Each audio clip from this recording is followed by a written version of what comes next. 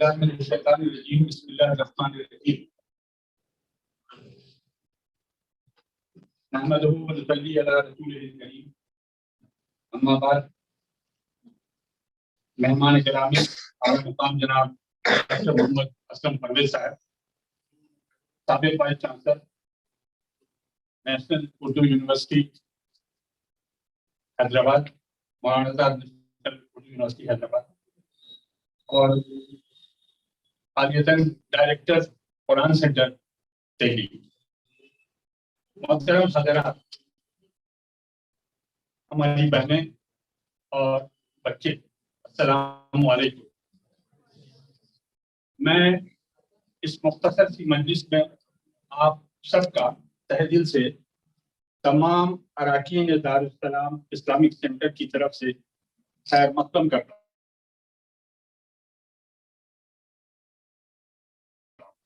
ہماری خوش قسمتی ہے کہ ہمارے ایک معزز اور معروف شخصیت جنہوں نے قرآن کریم کے مطالب کو عام کرنے کے لیے زندگی وقف کر دی ہے۔ میں مختصر دارالسلام اسلامک سینٹر کا سب سے پہلے مختصر کا تعارف کرانا چاہتا ہوں، جس میں ہمارے نوجوان ساتھی رضاکارانہ کھانا بچانا سینٹر کے اغراض و مقاصد کی تکمیل میں لگے ہوئے ہیں۔ اس وقت ہم سب جہاں بیٹھے ہیں یہ دارالسلام مسجد کا حال ہے اور الحمدللہ 15 ماہ سے باضابطہ پنجگانہ نماز ادا ہو رہی ہے۔ ہم لوگوں کے ذہن میں اصل میں مسجد کا تصور بس اتنا ہے کہ 5 وقت کی نماز ادا ہو جائے اور چند بچے کسی گوشہ میں حفظ یا ناظرہ مساجد میں مصلیوں کے لیے بہترین سے بہتر اور آرائش و زیبائش کے ساتھ سب کچھ مہیا کرانے کی کوشش ہوتی ہے۔ خوبصورت ڈیزائن ٹائلز، قالینیں، پنکھوں، سینڈیلیر، ایئر کنڈیشن اور سردیوں میں ہیٹر اور وضو کے لیے گرم پانی کا انتظام اور دیگر سہولتوں کے لیے ہم کوئی کسر باقی نہیں رکھتے۔ یہ عام طور پر یہی دیکھا جاتا ہے، لیکن اگر غور کریں تو یہ سب کتنی دیر 24 گھنٹوں میں کل 2.5 گھنٹوں کے لیے اتنی ساری تگودو ہے، یعنی 5 وقت اذان سے اقامت تک کی۔ بس مسجد دارالسلام مساجد سے مختلف ہمارے یہاں پنجگانہ نماز کے علاوہ روزانہ درس قرآن، جن میں بچے اور بڑے سبھی ہوتے ہیں، لائبریری اور ریڈنگ روم جو فجر سے عشاء تک بچوں کو یکسوئی سے مطالعہ کرنے کی سہولت بخشتا ہے، کوچنگ کلاسز جس میں یونیورسٹی کے اسکول میں داخلہ کی 6ٹھی اور 9ویں جماعت کے بچوں کو روزانہ 4 مختلف سبجیکٹ کی تیاری کراتے ہیں۔ بچوں کے لیے اکابرین اور ماہرین کے ذریعے موٹیویشنل کلاس کا نظم بھی کیا گیا ہے تاکہ ماہرین تعلیم کے سے بچے روبرو ہو۔ اسلامک سینٹر میں ایک مختصر سا پارک بھی ہے جہاں کھلی فضا میں سکون سے بیٹھ کر مطالعہ کیا جا سکتا ہے۔ محلہ کلینک بھی تیار ہے اور جلد ہی شروع ہونے والی ہے تاکہ اس علاقے کے لوگ معمولی امراض کا علاج کرا سکیں اور صحت و صفائی کے تعلیمات دی جائیں۔ بچوں کے لیے کیریئر گائیڈنس اور کاؤنسلنگ، نیز بڑے لوگوں کے لیے نوکری کے مواقع اور سرکاری منصوبوں اور مراعات سے آگاہ کرانے کا انتظام ہو رہا ہے، جہاں جن سیوا کے نام سے یہ سہولت بھی ہوگی۔ وقفے وقفے سے ماہرین کے توسیعی خطبات بھی ہوں گے، عوام و خاص کے لیے ہوا کرے گی، اور اسی سلسلے کی آج پہلی کوشش ہے۔ محترم ڈاکٹر محمد اسلم پرویز صاحب کے ہم سب شکر گزار ہیں کہ اپنا قیمتی وقت ہم لوگوں کو دے رہے ہیں۔ میں گزارش کروں گا محترم ڈاکٹر محمد اسلم پرویز صاحب سے کہ تشریف لائیں اور موضوع پر اپنی گفتگو شروع کریں۔ Doctor Mohammad Aslam public.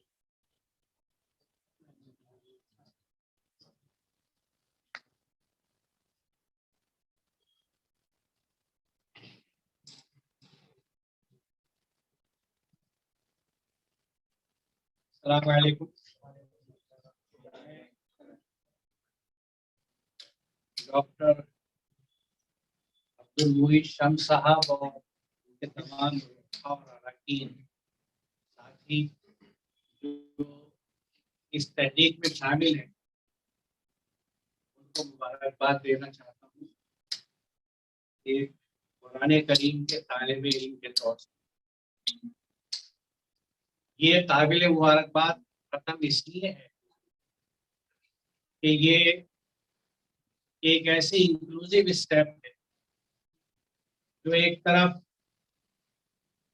मसाजिद के तस्वुर को थोड़ा सा आज़ाद करती है और उस रुख ले जाती है जिस रुख से मस्जिद नबी कायम की गई, यानी रिचुअलिज्म, रस्मी इबादत से आगे बढ़ी और एक बड़ी इबादत का हुक्म जो अल्लाह ताला क्या है, महसिनों का, जिससे हमारी अक्सरियत नावाफिक है जो अरकान के तहत जिंदगी गुजारते हैं। और दूसरे ये कि नमाज की एक कौम को अकामत सलात या अकामत दीन की तरफ ले जाने की तरफ ये कोशिश, इसलिए ये खास है, ये कितनी ही छोटी है, कितनी छोटी जगह पर है, लेकिन एक बहुत अच्छी पहल है जिसके नमूने हमें बैरून मुमालिक पे तो अपने मुल्क में भी आप देखते हैं कि मसाजिद जो है वो हल्के हल्के इस्लामिक सेंटर या एक मरकज के तौर पे कम्युनिटी सर्विस और कम्युनिटी सेंटर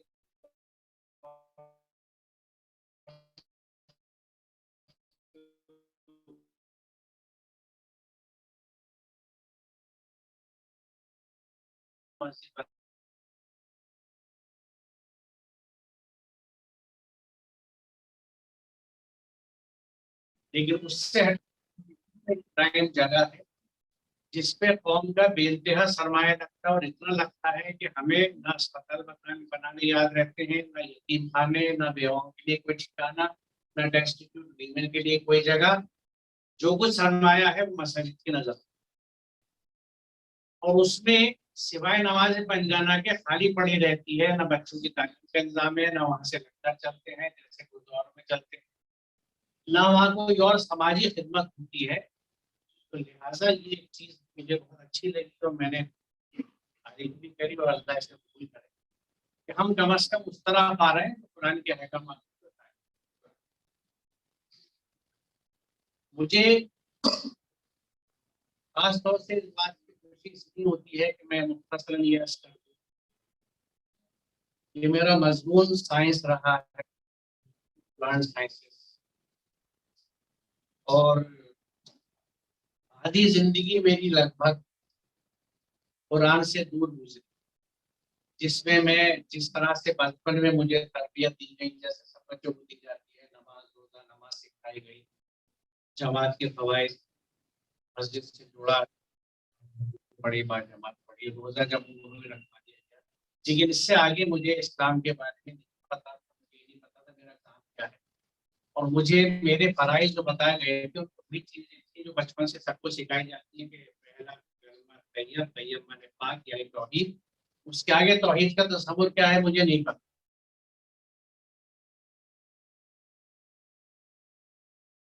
मोहम्मद रसूलुल्लाह का मफ़हूम तो मालूम था कि प्यारे नबी का नाम है कि अल्लाह के रसूल थे, मोहम्मद रसूलुल्लाह सल्लल्लाहु अलैहि वसल्लम।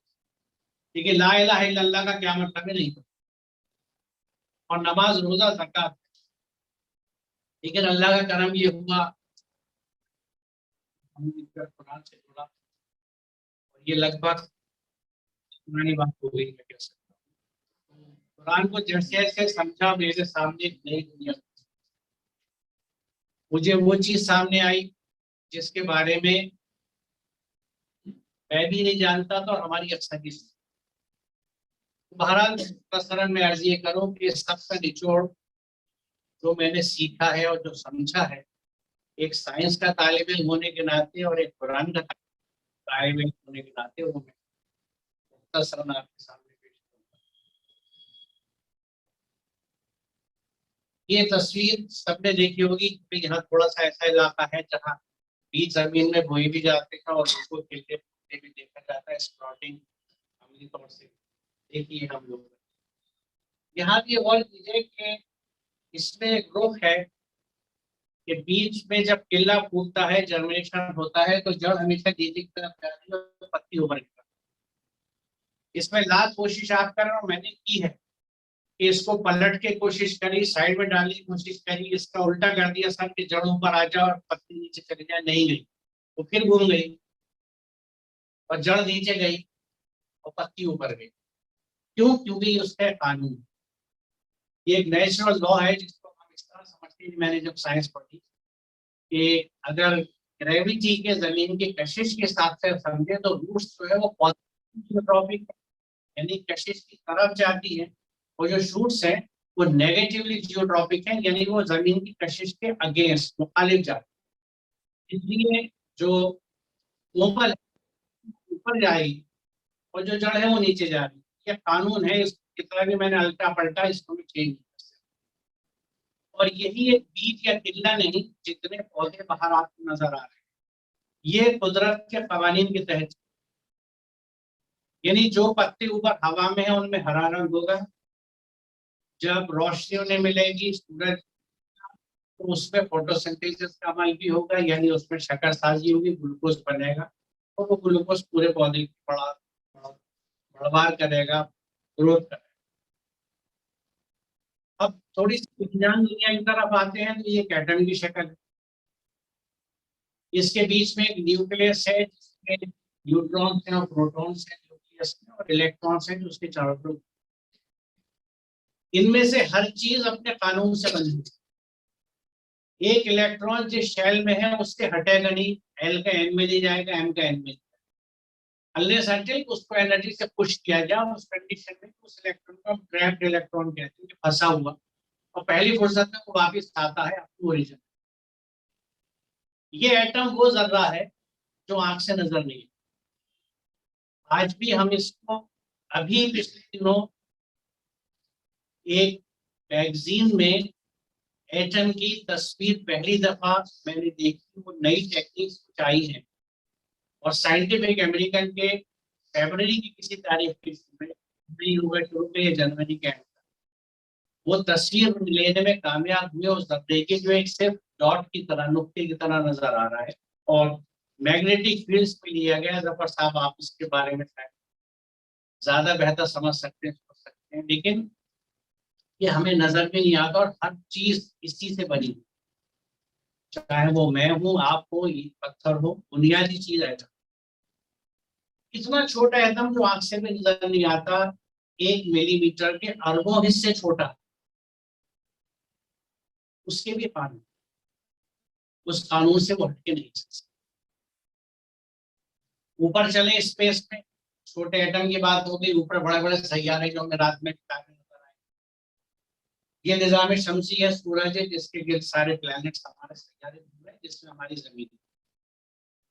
یہ گھومنے کی رفتار اور پریسیزن کا یہ عالم ہے کہ ہم مہینوں پہلے طلوع آفتاب اور غروب آفتاب کا حساب لگا کے اپنے کیلنڈر بنا لیتے ہیں نماز کے اوقات کہ فجر اپریل میں کس وقت ہے, سوال کا وقت کس وقت ہے, فجر کا وقت ختم کب ہوگا, مغرب کب شروع.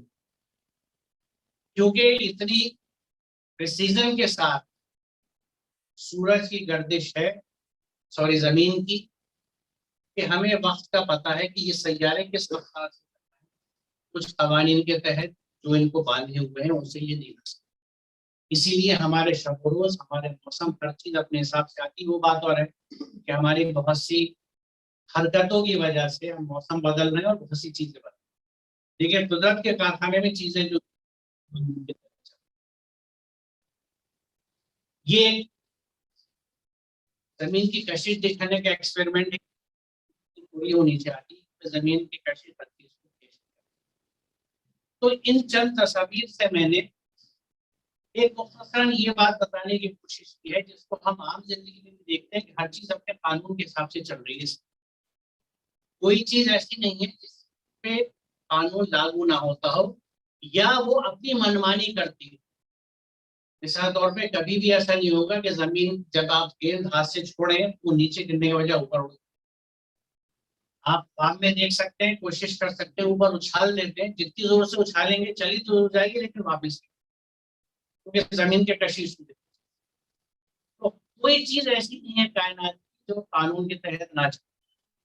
اب اس کے بعد میں یہ ایک آیت آپ کے سامنے پیش کرتا ہوں آیت باقی کہ اسی کا ہے سب کچھ جو آسمان میں ہے اور جو کچھ زمین میں، اسی کا دین یعنی قانون چل رہا ہے کہ اللہ کو چھوڑ کر تم کسی اور سے یا دین جا کے بریکٹ میں نے قانون اس لیے لکھا ہے کہ مادے کے اعتبار سے دین کے تین مفاہیم نکلتے ہیں، تین مطلب نکلتے ہیں، اطاعت یعنی سبمیشن، قانون، اور تیسرا ہے یوم الدین جو سورہ فاتحہ میں پڑھتے ہیں، مالک کی یعنی قیامت کا ججمنٹ کے دن کا۔ تو دین بطور قانون یہاں استعمال ہو رہا ہے کہ ہر چیز جو کائنات کی ہے زمین میں آسمان میں، اس میں اللہ کا قانون چل رہا ہے۔ یہ پوچھا جا رہا ہے کہ بیٹا تم اللہ کو چھوڑ کے کس طرح سے تقویٰ کرو گے؟ تقویٰ کسے کہتے ہیں کہ اللہ نے جو قانون ہمارے لیے بنائے، جو حکم ہمیں دیا ہے، اس کے حساب سے، یعنی آسان زبان میں تقویٰ یہ ہے کہ جس چیز سے منع کیا ہے وہ نہیں کرنا، اور جس چیز سے کرنے کا حکم اس کو کرنا، حکم جو ہے اس پہ عمل کرنا، جبھی تقوی کے درجے کو حاصل کرنا۔ اس کی وضاحت خاص طور سے کر رہا ہوں کہ جس طرح سے ہمارے دین کا تصور سمٹ گیا، اس طرح تقوی کا تصور بھی سمٹ گیا۔ ہمارے یہاں متقی پرہیزگار کس کو کہا جاتا ہے کہ جو مسجد میں آتے جاتا نظر آئے، نماز پڑھ جانا سے جڑا ہوا ہو، ہم فوراً اس پہ ٹائٹل لگا دیتے ہیں، کیونکہ ہمیں ٹائٹل لگانے کا، خطاب لگانے کا بہت شوق ہے کہ بہت متقی پرہیزگار۔ ہم تقوی کے مطلب کو نہیں سمجھتے، اور کتنے احکامات قرآن کے ادھل ہیں ہمیں پتہ ہی نہیں، تو عمل کہاں سے کریں گے؟ ہمارے لیے قرآن جو ہے اس کے احکامات نماز، روزہ اور زکات، جس کو توفیق ہو وہ حج یا عمرہ، اس سے آگے احکامات ہمیں علم ہی نہیں ہے، عمل کہاں سے؟ سارا مسئلہ۔ تو یہاں یہ اللہ تعالیٰ کہتا ہے کہ کیا تم جب میرے قوانین کو نہیں جانتے، ان پہ عمل نہیں کرتے، تو تم اتباع کس کی کرو، کس کو فالو کرو؟ کیا کوئی اور ہستی ہے، کوئی اور قوانین ہے جس پر تم چل سکتے ہو؟ تھوڑی سی وضاحت اس طور آتی ہے کہ زمین اور آسمانوں میں جس قدر جاندار مخلوقات ہیں، وہ جتنے ملائکہ، سب اللہ کے لیے سجدہ ریز ہے، یعنی they totally submit۔ یہاں سجدے سے مراد یہ جسمانی سجدہ ہی صرف نہیں، اصل چیز یہ ہے کہ they have submitted۔ اس کا ثبوت یہ ہے کہ اگر الیکٹران اپنے قوانین پہ چل رہا ہے تو یہ اس کا سجدہ ہے، اس کا سبمیشن۔ تو سجدہ جو ہے یہ بیسیکلی سبمیشن ہے، جس میں پیشانی کا جھکنا اتنا اہم نہیں ہے جتنا دل کا۔ ہمارا دل، ہمارا نفس کیا ہے، اس کے احکامات کیا ہے، یا ہم اس معنی میں تبدیلی کرتے ہیں، یا ہمارا صرف سجدہ ایسا ہے جو صرف دکھاوا ہے۔ اس لیے دیکھیے سجدے کے اور صلاۃ کے تعلق سے میں دو تھوڑا سے ہٹ کے بات ہے، لیکن چونکہ میں نے کچھ چھڑا جس میں نماز کی ظاہری شکل اور احکام کی صلاۃ کہ سورہ ماؤن میں آپ دیکھیے تو اللہ تعالیٰ مسلمین کے لیے جہنم کا وعدہ کہ فوائل للمصلین الذین هم عن صلاتهم ساہون الذین هم یراؤون وینسون، کہ بس ویل ہے، تباہی ہے ان مصلیوں کے لیے، بے نمازی کی بات نہیں ہے، جو مسلین ہیں، جو اپنی صلاۃ سے غافل، بھولے ہوئے، دکھاوا کرتے ہیں اور دینے کی چیزوں کو روکتے۔ اب یہاں پہ میں اگر اپنے دل کی بات کروں، یہ ہم تو ہم یہ کہہ سکتے ہیں کہ ہم دکھاوے کے لیے نماز نہیں پڑھتے ہیں، اس کو راضی، تو یہ رخ تو صاف ہوا، لیکن اس میں سبسٹینس ہے یا وہ صرف ایک ظاہری شکل ہوگا، ایک رویا کی طرح یا خواب کی طرح جس کی حقیقت اللہ زیرہ یراؤ؟ اس کا جواب ہمیں سورہ طٰہٰ کی آیت نمبر 14 میں ملتا ہے کہ اقیموا الصلاۃ لذکری، صلاۃ کو قائم کرو میرے ذکر کو قائم کرنے کے، تو ذکر، تو بنیادی طور سے نماز جسے ہم کہتے ہیں اس کا مقصد اللہ کے احکامات یعنی پہلے اللہ کے احکامات میری ذات پہ میں ان کی پیروی کروں, میں ان کی اتباع کروں اور اس کے حساب سے اپنی زندگی کو. بیسیکلی نماز کا مقصد جو ہے تاہا 14 دکھائی انداز سے نہیں پڑھی جا رہی ہے. اس کے سورہ ماؤن کیا کہتی ہے کہ صلاۃ کی اصل سے کیونکہ قیام تو ہو ہی نہیں رہا اس کے ساتھ, اللہ کے احکامات کا, قرآن کے احکامات کا قیام وہ تو کچھ لوگوں کو توفیق ہو جاتی ہے تو جو صورتیں پڑھی جاتی ہیں نماز میں کچھ بچوں کو سکھا دیتے ہیں, خود سیکھ لیتے ہیں, ورنہ تو ہمیں یہ بھی نہیں پڑھا پتا کہ جب ہم سورہ فاتحہ میں ایاک نعبد و ایاک نستعین کہتے ہیں تو اس کا مطلب کمٹمنٹ کو ہم بنا سمجھے اللہ سے کہہ رہے ہیں اور کہہ کے باہر نکل رہے اور باہر انہی دھندوں میں لگ گئے جس پہ ہمارے کاروبار, ہمارے معاملات سب کچھ چلتے. اسی طرح بیٹوں کو بیچا جا رہا ہے, بیٹی والا پیسے دے رہا ہے, حال دیے جا رہے ہیں, دھوکے دھڑی کے کاروبار ہو رہے ہیں, 200% کے کاروبار ہو رہے ہیں, اسمارٹنیس کے نام پہ لوگوں کو چونا لگایا جا رہا ہے, گھٹیا اور سستی غلط چیزیں مہنگی بیچی جا رہی ہیں. یہ ساری چیزیں اس کا اس سے کوئی تعلق نہیں ہے کیونکہ میں نے اللہ کا حق ادا کر دیا, بھاگ کے گیا تھا, پہلی دفعہ نماز پڑھ لی, آ گیا, اب اپنے دھندے میں بیٹھ کے اپنے حساب سے ڈھونڈنا. ٹھیک ہے کیوں؟ کیونکہ وہ احکامات ہم تک پہنچے نہیں تو ہمیں ان چیزوں کے بارے میں باہر فرض میں یہ کر رہا تھا کہ جتنے ملائکہ سب اللہ کے لیے سجدہ ریزے ہیں, مکمل ہوتی ہے, ٹوٹلی سبمٹ, تکبر نہیں کرتے, سرکشی نہیں کرتے, نہیں کوئی بغاوت نہیں ہے, ریبیلین نہیں ہے. اپنے رب سے جو ان کو پہلے ڈرتے ہو, جو کچھ کھول دیا جاتا ہے اسی کے مطابق کام کرتے ہیں. میں نے اس کو یوں لکھا ہے, اس کائنات کی ہر چیز اللہ کے احکامات سے چلتی ہے. میں نے کچھ چیزوں کی مثال آپ کو دکھائی کہ دے فالو نیچرل لا, جو قوانین ہیں اللہ کے بنائے ہوئے ان پہ چلتی ہیں سوائے انسان کی, کیونکہ انسان کو نفس اس کو چوائس ہے, اس کی چوائس اس چیز کی ہے کہ وہ چاہے اللہ کے احکامات پہ چلائے چاہے اپنی مرضی سے زندگی گزارے. وہی چوائس ہے کہ وحی کی اتباع کیجیے یا ہوا کی اتباع کیجیے, اپنی خواہشات کی اتباع کیجیے, وحی کی اتباع کیجیے. اگر وحی کی اتباع کرنے کی نیت ہے تو وحی کہاں ہے؟ اللہ کے پورے احکامات قرآن میں.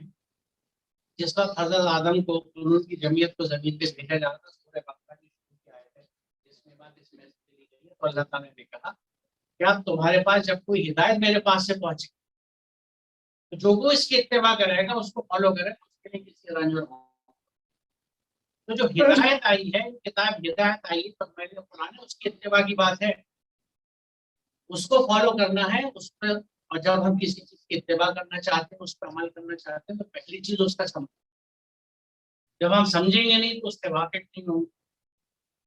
تو یہاں یہ بات دیکھیں کہ ہمارے اوپر یہ بات اللہ تعالیٰ کھول کے بتا رہا ہے کہ اس کائنات کی ہر چیز اللہ کے احکام کے ساتھ جو کچھ حکم دیا جاتا ہے اس کے حساب سے کام کرتی ہے. لہٰذا ہمارے لیے کیا بات کہی گئی ہے, یہ جو قصص کی 85 آیت ہے کہ ان الذی فرض علیک القرآن, کہ جب تک میں نے قرآن سمجھنا نہیں شروع کیا تو مجھے کسی نے نہیں, مجھے جو بچپن سے فرائض بتائے گئے تو ان میں قرآن کا نام کہیں نہیں تھا.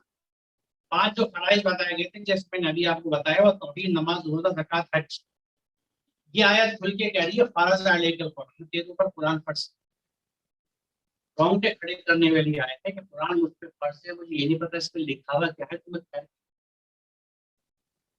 اگر ہم اسے سوچ سکتے ہیں اور ہمارے ذہن جو ہے وہ بلڈ نہیں ہے یا دھندلے نہیں ہیں, تو یہ آیت بات ایک ہی ایک آیت چشم کشا ہے, آنکھیں کھولنے والی ہے, ہلا دینے والی ہے کہ قرآن مجھ پہ فرض ہے. دیکھیے نماز ہم پہ فرض ہے, ہم کتنا اہتمام کرتے ہیں, کپڑے صاف رکھیں گے, طہارت کا اہتمام پورا, وقت سے جائیں گے, وضو کریں گے, دلجوئی کے ساتھ نماز ادا کریں گے کیونکہ فرض ہے. یہی کیفیت قوم کی ہے کیونکہ قرآن فرض ہے, اس کا کیا اہتمام.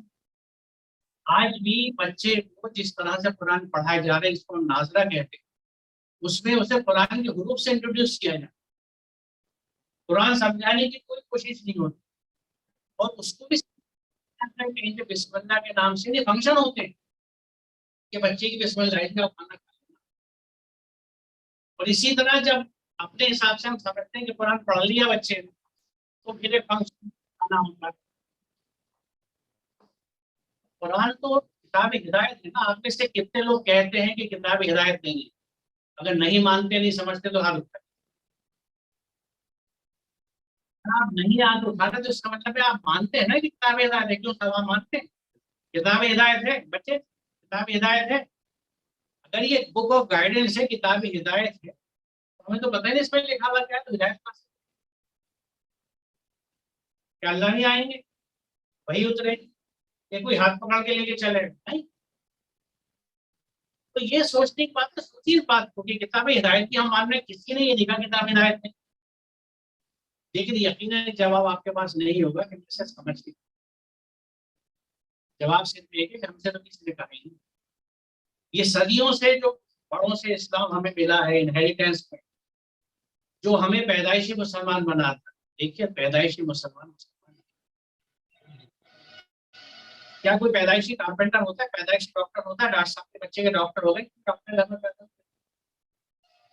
एमबीबीएस नहीं किया तो नहीं होंगे। पढ़ाई के बच्चे ने अगर औजार चलाने नहीं सीखे, उसे नहीं पता बसूली क्या है, रंदा क्या है, धार कैसे लगेगी, नहीं बन सकता पढ़ाई। तो मुसलमान जब तक नहीं अपनी किताब नहीं समझेगा तो कहां से मुसलमान? बच्चा अपनी फितरत पे पैदा होता है, इस्लाम में नहीं पैदा होता। Islam is a choice. वरना अपनी नफ्स देने का मतलब क्या है? ये तो जैसे अल्लाह ताला ने कुरान में कहा है, बना दे। जैसे कायनात की हर चीज अल्लाह के गिवन लॉस को फॉलो करती है, इंसान भी लॉस को फॉलो करती है। लेकिन उसको चॉइस दी गई कि तुम या तो अल्लाह के अहकाम पे चलो या अपने मन मर्जी जिंदगी गुजारो। तो जब अल्लाह के अहकाम हमें पता नहीं होते तो हम अपने मन मुताबिक गुजारते, तो हमें किया। और यही हमारा यानी कंसर्न भी है, और यही हमारी बर्बादी की वाहिद वजह है। ये बात मैं नहीं कह रहा। शेखुल हिंद जब माल्टा की जेल से रिहा किए गए तो 1920 में उन्होंने एक बहुत बड़ा इज्तिमा देवबंद में, शफी किताब में ये चीज लिखी हुई है और असरा साहब ने इसको बयान किया है, जिसका क्लिप बहुत वायरल हुआ हो सकता है आप लोगों ने भी देखा।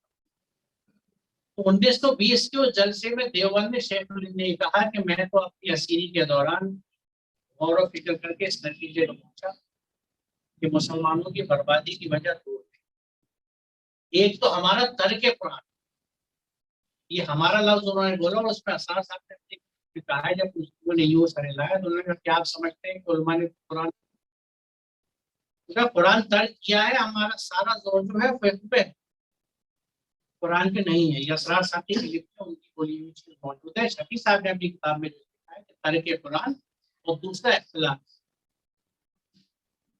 तो हकीकत ये है कि इख्तिलाफ भी तर्क कुरान की वजह से।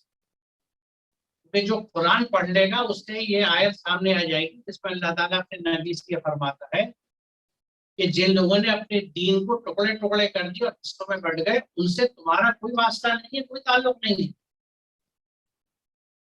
जब नबी का ताल्लुक नहीं है ऐसे लोगों से जो टुकड़ों में बढ़ गए अपने दीन और फिरके और मसले को मसले में, तो अल्लाह का कहां से ताल्लुक? कुरान की वाज़ेह आयत है जो हमें फिरकों में, लेकिन फिर भी हमारे फिरके हैं अपनी जगह, और उनके जो उलमा और अइम्मा है वो माशाअल्लाह अपनी जगह पे कायम है, जिस वजह से। लेकिन कुरान कुछ और, तो मुझे नहीं पता आप में से कितने लोग ये बात मानते हैं कि कुरान, ये मैं यानी अर्ज करूं आपसे कि 5-7 साल पहले की बात है कि मैं लेक्चर्स में शायद को अक्सर दिखाता हूँ, उसमें कुछ लोगों ने ये कहा कि साहब ये तो रसूल पे फर्ज था, ये आयत जो है कुरान की ये रसूल से। तो नतीजतन मैंने इसके बाद ट्रैवल करी जो आपके सामने रख रहा हूँ, तो हो सकता है आप तक ये बात पहुंची हो कि साहब रसूल पे फर्ज था, हम पे फर्ज नहीं है। अब देखिए ये इत्तबिउ मा उन्ज़िला इलैकुम वला तत्तबिउ, कि जो तुम्हारी रब की तरफ से नाजिल किया गया है उसकी इत्तिबा करो, follow what has been revealed from your sustainer. तुम्हारी रब की तरफ से जो नाजिल किया गया उसको फॉलो करो। बात मुकम्मल थी लेकिन आगे वजाहत करी, वला तत्तबिउ मिन दुनिही औलिया, किसी और वली की इत्तिबा, किसी और सरपरस्ती, किसी वली की इत्तिबा नहीं करनी, और अल्लाह की इत्तिबा का मतलब है कुरान की इत्तिबा करनी, उसको समझना। That's ironical and that's the मसला ही है। तो आप बताइए अगर वो नबी पे था तो तभी हो गया, लोगों को हुक्म दिया जा रहा है कि फॉलो करो, इत्तेबा करो, पैरवी करो, उसको मानो जो तुम्हारे रब ने तुम पे नाजिल किया है। आगे देखिए पूरे फातिहा में दुआ मांगते हैं, इहदिना सिरातल मुस्तकीम, या अल्लाह में सीधा रास्ता दिखाते हैं। यहाँ जवाब मौजूद है कि वन्ना हज़ा सिराती मुस्तकीम, ये मेरा सीधा रास्ता है, इसकी इत्तेबा करो। और इस पे आगे और वजाहत की गई है कि अगर ऐसा नहीं करेंगे, दूसरे रास्तों में ना चलो, तुम इस रास्ते से जुदा कर देंगे। उसने तुम्हें इसका हुक्म दिया ताकि तुम तकवा, क्योंकि कोई और रास्ता जो है अदर देन कुरान, वो आपको कभी भी हिदायत की तरफ, क्योंकि कुरान की बेसिक गाइडलाइंस, और आप यकीन जाने जिंदगी के हर हिस्से को अहाता करता है। ये 3 चश्म कुश आयतें हैं। अल्लाह हमसे कहता है कि इत्तेबा करो, फॉलो करो जो तुम्हारे रब ने तुमसे कहा। रब के हुक्म की इत्तेबा, क्योंकि रब के हुक्म की इत्तेबा आप नहीं करते,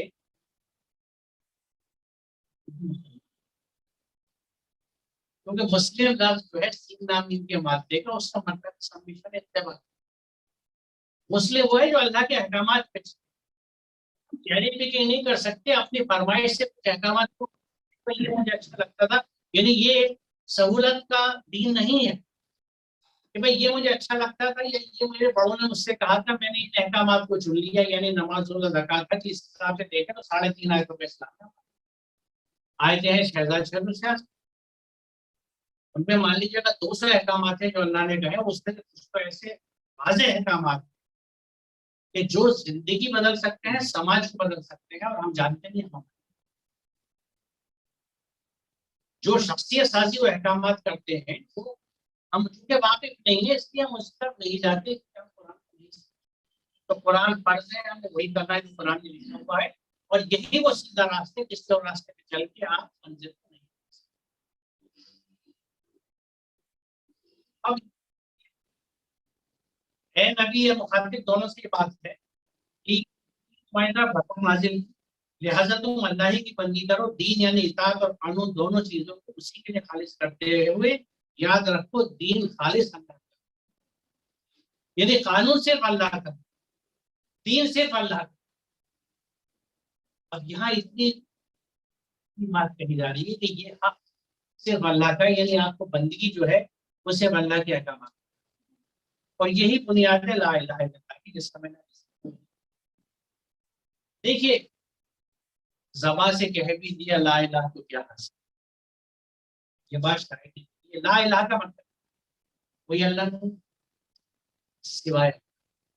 इसमें और ये करें आप कि ये कलमा इनकार से शुरू हो रहा है, it starts with a denial, कोई अल्लाह नहीं है इल्लल्लाह से। हिकमत क्या है, मेरी उम्र गुजरी है पढ़ाते हुए, टीचर रहा हूँ। हम जब क्लास में पढ़ाने जाते हैं तो पहले बोर्ड साफ करते हैं, का साफ होना जरूरी है। जब कुछ लिखा जाता है जब भी वो लेजिटिमेट होगा, जब भी नजर आएगा, जब भी पढ़ा जाएगा, जब भी डिस्टिंक्ट दिखेगा। अगर किसी गुंजलक लिखे हुए बोर्ड पे आप कुछ लिखेंगे तो नहीं बात बनती। पहले अपने दिल और अपनी सिलेक्ट साफ करनी है उन तमाम खुदाओं से जो अंदर बैठे हुए हैं। अब आप कहेंगे कौन से खुदा अंदर बैठे? एक मैं मिसाल दूं, एक वाकई की के दिल्ली में जो कुरान सेंटर, उसमें हम 9th क्लास के बच्चों को एडमिशन देते हैं, और उन्हें चूंकि मकसद कुरान समझाना होता है, और अगर आप कुरान समझाने के लिए कितना भी अच्छा इंस्टीट्यूशन खोल दें, लोग बच्चों को नहीं भेजेंगे, क्योंकि उनको, और बात सही भी है, किसी को इंजीनियरिंग की तैयारी करनी है, किसी की तैयारी करनी है, कुछ और करना है, बात सही भी है। भाई कहाँ वक्त कुरान पढ़ते, कहाँ भाई नहीं। तो बस अल्लाह ने जहन में डाली कि कोचिंग सेंटर शुरू करा जाए, तो हमने 9th क्लास के बच्चों को एडमिशन देते हैं, उन्हें physics, chemistry, maths, biology, English और उर्दू 3 दिन वीक में, और फ्री पढ़ा, बेहतरीन टीचर से पढ़ा। शर्त क्या है, कुरान तर्जुमे से हो, और उसमें फेल होंगे तो नहीं चलेगा। फिजिक्स केमिस्ट्री में करानी जाएगी, लेकिन कुरान की तरफ से इग्नोरेंस है आपकी, आप इग्नोरेंट है, उस पर तवज्जो नहीं दे रहे, तो फिर वार्निंग दे के समझाने का तो उस बच्चे को हटा देते हैं, बेटा जाओ ट्यूशन सेंटर में जाके पढ़ना हमारे। تو 9th کلاس کو شروع کا میں انٹروڈکٹری لیکچر دے رہا تھا، تو میں نے بورڈ پہ نام لکھے فرائض ہمارے تھے جو میں نے آپ کو بتایا توحید. تو وہاں میں نے یعنی بچوں سے سوال میں نہیں کہ اس میں کون سی چیز ہے. تو میں نے پوچھا لا الہ کا کیا مطلب؟ کوئی نہیں آتا. اس کا کیا مطلب ہے؟ نہیں. تو بہرحال میں عرض یہ کر رہا تھا کہ یہاں جن خداؤں کو ہٹانے کی بات ہے اس کا میں نے ایک سوال بچوں سے پوچھا. میں نے کہا دیکھو اس کا مطلب یہ لا الہ کا کہ کوئی اللہ نہیں ہے سوائے. تو یہ جو کوئی اللہ ہے تو میں نے یہ بتاؤ یہ جو چھوٹے والے اللہ نہیں آتے ان چھوٹے اللہ میں ہمارا سب سے بڑا اللہ. اب یقین جانے ایک بچے نے جواب دیا کہ سر ہمارا دل ہمارے خواہش. بڑی حقیقت ہے قرآن سے یہ آیت کر کے. اس کے بعد میں اس بات کو لے کے چلوں گا. کیا تم نے اسے دیکھا جس نے اپنے خواہش کے نفس کو اپنا خدا بنا لیا؟ کیا تم ایسے شخص کو رائے راستے لانے کا ذمہ لے سکتے؟ کیا تم سمجھتے ہو کہ ان میں سے اکثر لوگ سنتے اور سمجھتے ہیں جانوروں کی طرح تم سے بھی گئے یعنی حیوانی سطح پہ زندگی گزارتے ہیں لوگ انسان تک تو پہنچے. نفس کو خدا بنانا جو ہے یہ دو باتیں بڑی اہم سطح. ایک تو یہ آیت خدا کو ڈیفائن کرتی ہے جس کو آپ فالو کریں جس کے کہنے پہ چلے وہ آپ کا وہ آپ. میری زندگی میری منمانی انداز سے گزر رہی ہے بیکاز اٹس مائی لائف. میں منمانی زندگی گزارتا ہوں یہ اپنے خاندان کے رسم و رواج یا میری برادری کی میرے اکابرین کی جس کی بھی کہیں بھی چیزیں ہیں میں اس کے حساب سے زندگی گزارتا ہوں. قرآن کا مجھے نہیں پتا اس میں لکھا ہوا کیا. تو میں انہی کا بندہ ہوں. یا تو میں اپنے نفس کا بندہ ہوں یا اپنے خاندان کا یا رسم و رواج کا یا اپنی برادری کا یا اپنے سماج کا. اللہ کا بندہ نہیں. خدا میرا خدا جب بنتا ہے جب میں اس کی اتباع کرتا ہوں جب میں اس کو فالو کرتا ہوں. تو جو بات کہہ رہا ہے کہ جس نے اپنے نفس پہ زندگی گزاری منمانی گزارتا ہے نفس کے حساب سے زندگی گزارا اس کو سیدھے راستے یہ کہ وہ اپنی اصلاح کرے اپنے آپ کو درست کرے اللہ کے پیغام کو سمجھے اور اس پہ عمل کرنا شروع کرے تو سدھار. تو یہ وہ چیزیں ہیں یہ وہ چھوٹے خدا ہیں جس کا نفس سب سے بڑا خدا ہے. پھر ہمارا سماج قرآن واضح طور سے منع کرتا ہے کہ دکھاوٹ مت کرو ایگزیبیشن اور ویسٹیج پہ قرآن مت کرو. پیسے کو ضائع مت. آج آپ دیکھ لیجیے کہ جو بچے جو لوگ اسکولوں کے چکر لگاتے ہیں کہ بچوں کی فیس معاف ہو جائے اسکالرشپس لینا چاہتے ہیں ان کے گھر کے عقیقہ اور فنکشن تو دیکھتے ہیں شادی کی کیسے. کیوں بچے کو نہیں پڑھائیں گے بچے کو اسکول بھیج کے فیس بھرنے کے پیسے نہیں ہیں اور جہنم کما رہے ہیں کیونکہ قرآن کے احکامات کے خلاف ہے یہ چیز. لیکن شادی کے لیے پیسہ نہیں کرتا ہے پوری برادری ناک رکھنی ہے. نہیں مجھے عمر بھر سب کا کھایا کھلاؤں گا نہیں. یہ تم نے سنے ہیں میں آپ نے بھی سنا کہ کس کے اتباع یہ خرید فروخت ہو رہی ہے. لڑکے کے پیسے دیے جا رہے ہیں جہیز دیے جا رہے ہیں مفت حرام کا پیسہ دیا جا رہا ہے. کارڈ پہ لکھا نکاح میں رسول کی سنت تو نکاح دکھ رہی ہے لیکن قرآن جس چیز سے منع کر رہا ہے اس حرام مال کو بنا محنت کے پیسے کو لینے کو وہ مجھے نہیں دکھ رہا. مجھے خون چوسنا نہیں دکھ رہا کہ اس لڑکی کے گھر والوں کا میں خون چوس رہا ہوں. اور جہیز پہ بات ختم نہیں ہوتی. بھائی ہمارے خاندان میں تو رسم یہ ہے کہ پہلی سچی کی میکے میں ہوتی ہے. چلو بھائی لڑکی کو بھیج دیا گھر بچہ وہاں پیدا ہوگا وہ سارے خرچے بیئر کرے ماں باپ. اسی لیے لوگوں کے چہرے اتر جاتے ہیں جب لڑکی پیدا. اتنی بڑی لعنت ہے سماج کہ وہ پھول جنت کے جو گھر میں رونق لے کے آتے ہیں ان آگ بنے. کوئی خوش نہیں ہے لڑکی کے پیدا ہونے پہ. ذمہ دار کون؟ ہمارا سماج ہے جس نے چیزیں بنائی. اللہ نے تو قانون نہیں. قرآن تو یہ نہیں کہتا رسول اللہ نے اپنی زندگی میں کبھی نہیں کیا. تو یہ میں اس لیے عرض کرتا ہوں جو ہمارے خدا ہیں یہ हो पा रहे, तो फिर अल्लाह मियाँ की स्थापना कहाँ पे होगी? होगी भी तो दिखेंगे नहीं जो हमें होता है कि अल्लाह जी नाम जुड़ा होगा कि दिखावे कैसे चल रहा है, क्यों किसी ने दिमाग में बिठा दिया है और हमने उम्रा कराओ।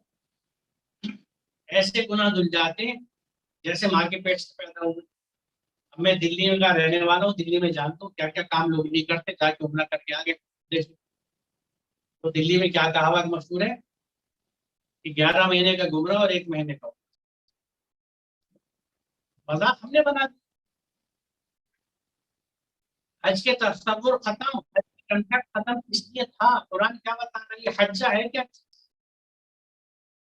उम्रा क्यों है, क्यों किया जाता है? देखिए कायनात में कोई काम अल्लाह की तकलीफ बिना मकसद,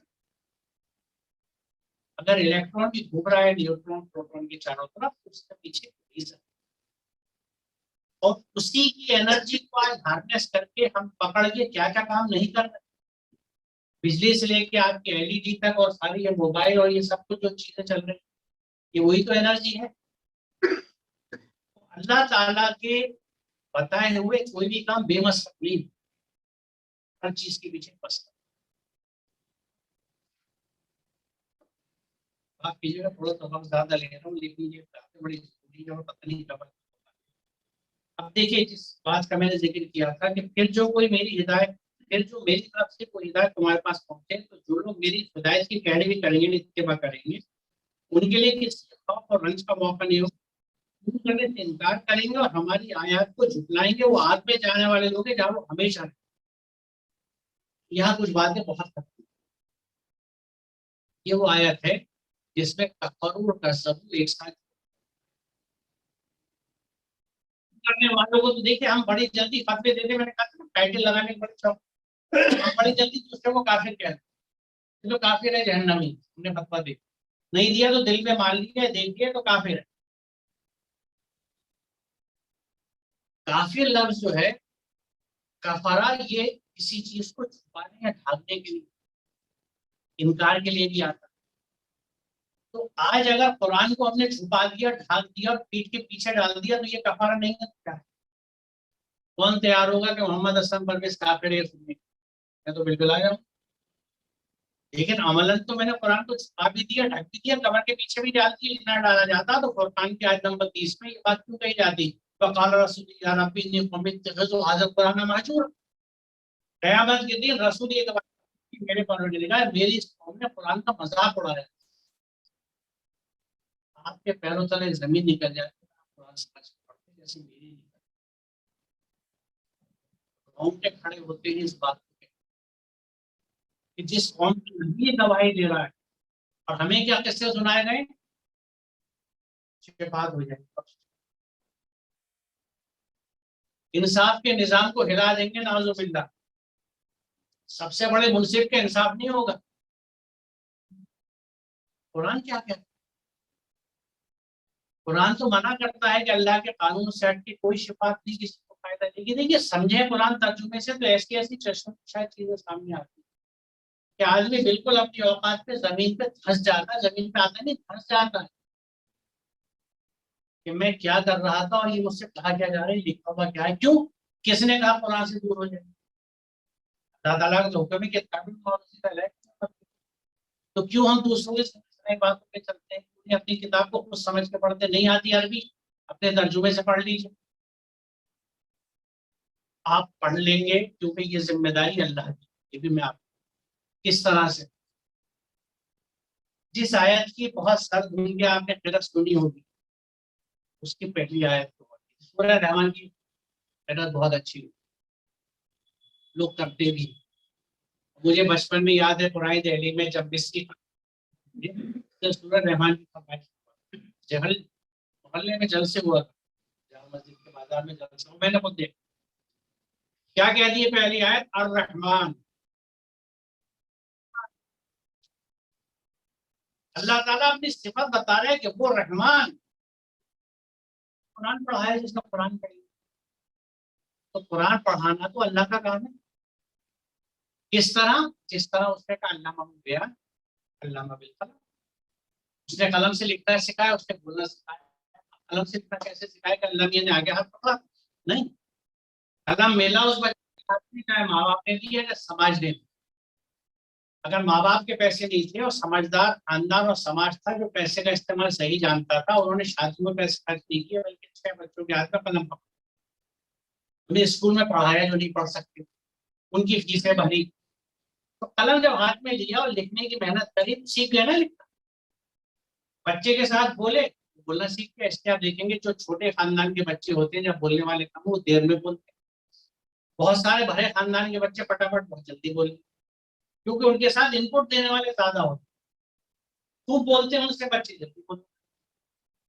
तो जिस तरह कलम उठा के आपने कोशिश करी, लिखना सीख लिया, बोलना सीखा, बोलने की कोशिश करी, इस तरह कुरान सीखने की कोशिश की, वो ऐसे खाने वाला। तो ये हमारा काम नहीं, हमारा काम क्या है कि नियत करें, कुरान से जुड़े। हम ये जो ये फ्रेंड बट में लगे रहते ना कि अरबी नहीं आती, अरबी सीख लूं, क्या अल्लाह को मालूम नहीं था कि अरबी पूरी दुनिया की जबान कभी नहीं हो? वजह ये थी कि उसका कानून था, उसके कानून कभी नहीं बदलते थे कि जिस पैगंबर को किताब हिदायत दी जाती थी वो उसकी जबान में थी। और आखिरी किताब के लिए अरबी अल्लाह ने यूं चुनी क्योंकि उसके अंदर बहुत ज्यादा एक प्लास्टिसिटी है, यानी एक अल्फाज बहुत सारे मफहूम देते हैं। और एक किताब जब हर दौर के लिए बनाई जा रही है तो उससे एक फिक्स मीनिंग आप नहीं डाल सकते। अल्लाह को आप महज झगड़ा कह के 600 साल और 1000 साल नहीं गुजार सकते। तवाजुन को तराजू कह के आप 1000 साल नहीं गुजार सकते। पहले इसकी पूरी हॉलिस्टिक कंसेप्ट लेनी पड़ेगी कि तवाजुन क्या चीज है, तराजू की बात। ये जो मफहूम की गुंजाइश है अरबी जबान के मादे की बुनियाद से, उसमें इतने मफहूम खुलते हैं कि फिर आप सोच लीजिए कि आज के जमाने में कौन सा एप्रोप्रिएट है इसका मीनिंग जो मुझे आज हिदायत दे रहा है मेरे मसले को हल करने की। सिंपल ये है कुरान के का हुक्म दिया जाता है। और देखिए, अब तदब्बर और तफक्कुर के हिसाब से एक और आयत आपसे अर्ज करूं कि कुरान में अल्लाह ताला ये कहता है कि अल्लाह के नजदीक सबसे बदतरीन किस्म के वो गूंगे बहरे लोग हैं जो अकल इस्तेमाल नहीं करते। और यहाँ लोगों के लिए नाश का लफ्ज नहीं आया, बल्कि दबाव है। दबाव कहते हैं क्रिएचर, कोई भी मखलूक, तख्लीक, जानना जो बहुत अच्छे दर्जे का ना हो। तो अब यहाँ देखिए कितनी हिम्मत है कुरान के अंदर कि अकल की वजह से इंसान इंसान है, जानवर से डिफरेंशिएट करने वाली, बेहतर बनाने वाली क्या चीज है हमारी इंटेलेक्ट। तो जो आदमी अकल इस्तेमाल नहीं करता, जैसे यहाँ पिछले लोगों का जिक्र आया कि जो अपने आप को खुद बनाते हैं वो कभी सीधे रास्ते नहीं जा सकती क्योंकि वो अकल इस्तेमाल। तो जो अकल इस्तेमाल नहीं करता वो तो इंसानियत की सतह भी नहीं है, जो इस आयत में आगे कहा गया था, ये तो जानवर है, बल्कि उनसे भी कई कुछ। जो इंसान अकल इस्तेमाल नहीं कर रहा वो हैवानी जिंदगी गुजार रहा है। और कुरान भी उसको इंसान नहीं मान रहा, उस आयत में नाश का लफ्ज इस्तेमाल किया, दबाव का लफ्ज इस्तेमाल किया। जो लोग अकल, तो अकल, फिक्र, गौर, फिक्र, तदब्बुर बहुत अहम चीज है। इससे आप कुरान को समझते हैं, हिदायत पाते हैं और अपनी जिंदगी आगे गुजारते हैं। ये सारा करा था मैं वापस यहाँ कि कफर और कज़्ज़बू की बात है। कफर तो हुआ जिसने इनकार किया, हम काफिर कह देते हैं कि ये तो मानते नहीं अल्लाह, झुटला दिया इसने, मना कर दिया जबान से। कज़्ज़बू वो है, झुटलाने वाले वो है जो जानते हैं लेकिन झुटलाते हैं। तो यहाँ दोनों एक ब्रैकेट में रखे हैं, कफर और कज़्ज़बू। दूसरी बात ये, तो ये दो बातें हैं। हमारे यहाँ एक चलन और एक कहानी ये चलती है कि मुसलमान को अगर जहन्नम मिली तो थोड़े दिन को मिलेगी, उसके बाद तो जन्नत में जाना है। कुरान से साबित। यही आयत आपके सामने रखी मैंने लाल रंग में लिखा है कि जो कफर और कज़्ज़बू का ग्रुप है वो जहन्नम में जाने वाले लोग हैं। हम फिया खालिदून, जहां वो हमेशा रहेंगे। अब आप या तो कहानी कस्ते पे देख लीजिए, सुन लीजिए,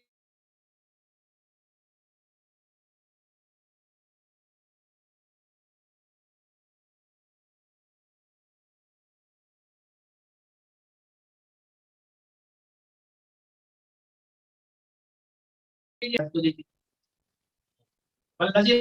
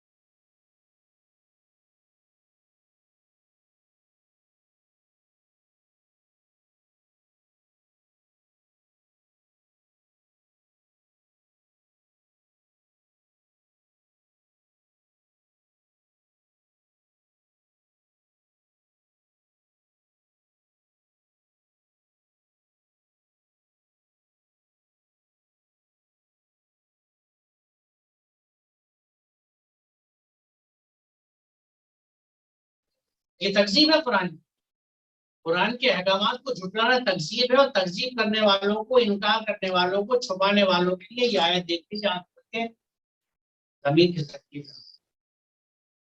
کہ ہوگا کیا، یہ اولائے کا، یہ لوگ جہنم کے رہنے والے ہیں، ہم فیہا خالدون، جہاں یہ ہمیشہ رہیں گے۔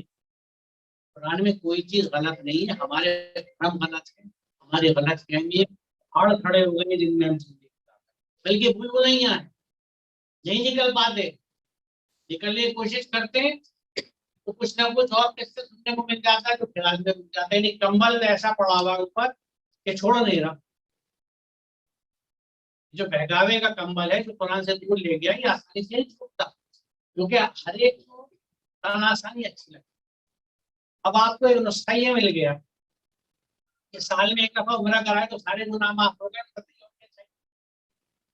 لیکن یہ نسخے نہ قرآن کے ہیں نہ اللہ کے رائے سے، یہ من والی کہانی ہے جس کو قرآن یہ کہتا ہے کہ یہ تمہاری خواہشات ہیں، امانیت کا لفظ ہے کہ تمہارے بھرم اور خواہشات ہیں، یہ ان کا حقیقت سے کوئی تعلق نہیں۔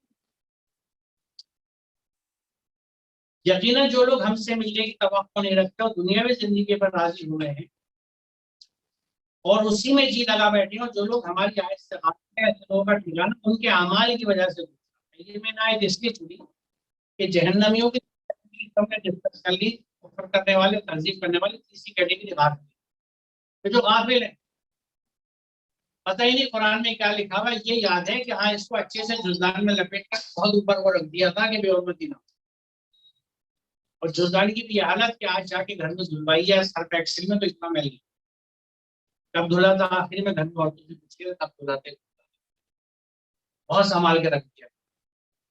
یہ ہماری نظر میں قرآن کی حرمت ہے، جبکہ اس سے زیادہ قرآن کی بے حرمتی کہیں نہیں ہوتی۔ کتاب ہدایت کو آپ نے لپیٹ کے رکھ دیا۔ آپ اگر ڈرائیو کرتے ہیں گاڑی اور کسی ایسے ملک پہ رہتے ہیں جہاں قانون چلتے ہیں، تو اگر آپ نے قوانین نہیں پڑھے ٹریفک کے تو آپ اور آپ کی گاڑی جیل میں چل ہی نہیں سکتے۔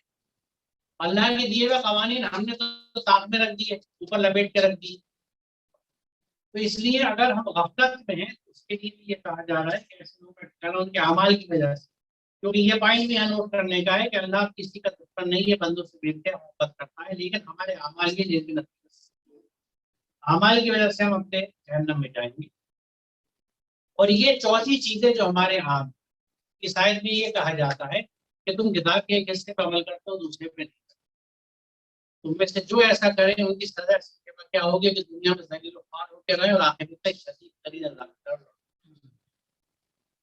کیونکہ ہم یا تو کفرو کے بریکٹ میں ہے، یا کذبو کے بریکٹ میں ہے، یا غافلوں کے بریکٹ میں ہے، یا اس بریکٹ میں ہے کہ ہم نے چیری پکنگ کی، اللہ کی کتاب میں سے اس کے کچھ احکام چن لیے، مثال طور پر صلاۃ کا، حالانکہ صلاۃ کی جامعیت اگر آپ دیکھیں وہ بہت کچھ کر رہا ہے، لیکن ہم مان بھی لے چلیے کہ صاحب ٹھیک ہے، تو ہم نے صلاۃ کے، زکوٰۃ کے، حج کے اور عمرے کے احکامات مان لیے، اللہ کے چن لیے، باقی کون ہوئے؟ قرآن کیا کہہ رہا ہے کہ اگر تم کتاب کے حصے پہ عمل کرتے ہو اور دوسروں پہ نہیں کرتے، دوسرے حصے پہ نہیں کرتے، تو تمہاری سزا اس کی سوا کیا ہے کہ دنیا میں ذلیل و خوار ہو کے رہو اور آخرت میں شدید کرے گا۔ کیا آج ہم ذلیل و خوار؟ کوئی ایک ایسا ملک آپ بتا سکتے ہیں، بھلے چاہے وہ سو کالڈ اسلامک ہو، کہ جہاں ذلت اور خواری ہمارے اوپر؟ ہم کبھی یہ نہیں سوچتے کہ یہ دیکھیے یہ بالکل عقل پتھر پڑنے والی بات ہے یا بند ہونے والی بات ہے عقل کی، کہ ہم یہ نہیں سوچتے کہ قرآن تو یہ کہہ رہا ہے کہ وَلَا تَهِنُوا وَلَا تَحْزَنُوا وَأَنْتُمُ الْأَعْلَوْنَ إِن كُنتُم مُؤْمِنِينَ، کہ تم اعلون میں سے ہوگے، you will be amongst the best in kuntum mu'minin، اگر تم مومن۔ تو آج اگر ہم بیسٹ آف دی بیسٹ نہیں ہے دنیا میں تو کیا ہم مومن نہیں ہیں؟ اور مومن نہیں ہے تو کیوں نہیں ہے؟ ہماری پڑھ رہے ہیں، بڑی بلند ہو گئی، اور جیسے راستہ کا بڑی سج بھی گئی، گھروں میں کسی کے چراغ جلے نہ جلے، کھانا کسی کے ہو نہ ہو، یتیم کے بچے پہ سب پہ ہاتھ کوئی نہ رکھے، وہ چائے والے کیا، کباڑی کیا، کفندار کیا، موٹر ویکل کیا، چیٹی روڈ پہ کام کرتا رہے، لیکن مسجد میں ٹائم نہیں۔ गर्मी में एयर कंडीशनिंग में लगी थी। जो सहूलत है ना घर में नसीब नहीं होती, वो मस्जिद में चाहते हैं, इसलिए आराम से आते हैं, थोड़ा सा वक्त गुजारते हैं, कभी कभी। तो ये सोचने की बात ये है कि हाँ, अब किसके कहने पे चलते हैं और क्यों नहीं अकल इस्तेमाल करते, और कुछ अहकाम, क्योंकि देखिए बड़ा हुक्म जो हमारी नजरों से गुजरता है कुरान, बहुत छोटा सा है, वास्तव ऐसा डू गुड टू अदर्स, दूसरों के साथ अच्छा करो। हमारी सारी कोशिश अपने साथ अच्छा करने की, मुझे सबसे अच्छा मिल जाए, मुझे सबसे अच्छी नौकरी मिल जाए, मेरे कपड़े सबसे अच्छे हों, मेरे फंक्शन सबसे अच्छे हों, यानी हर चीज अच्छी से अच्छी मेरी।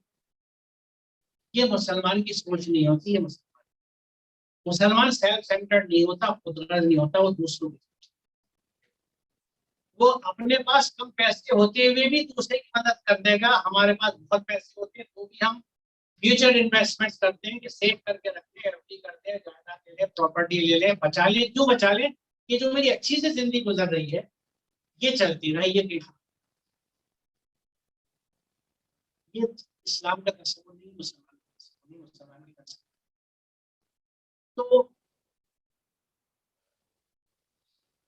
मैं रोक रहा हूँ अपने आप को, क्योंकि ये एंडलेस सिलसिला हो जाता है। अब देखिए असल हकीकत कुरान क्या चाहता है, यहाँ से मैं उस चीज को लेकर कर रहा हूँ कि सच ये है कि जो भी अपनी हस्ती को अल्लाह की ताकत में, और जो मौसिम, क्योंकि एहसान की बात जो मैंने आपने कही, इतना बड़ा अल्लाह ताला जो ऐसी बातें कह रहा है जिसके लिए हम आप दुआएं मांगते हैं। अल्लाह ताला ये कहता है कि अल्लाह की रहमत हमेशा मौसी है। दूसरी बात कि अल्लाह ताला मोहसिनों से, हम छोटे छोटे दुनिया की हस्तियों के लिए तो कोशिश करते हैं कि हमारे ताल्लुकात हो जाए। हम बताते हैं कि भाई एमपी साहब से हमारे बड़े अच्छे ताल्लुकात, एमएलए साहब से बड़े अच्छे ताल्लुकात हैं, उनके साथ फोटो खिंचवा देते।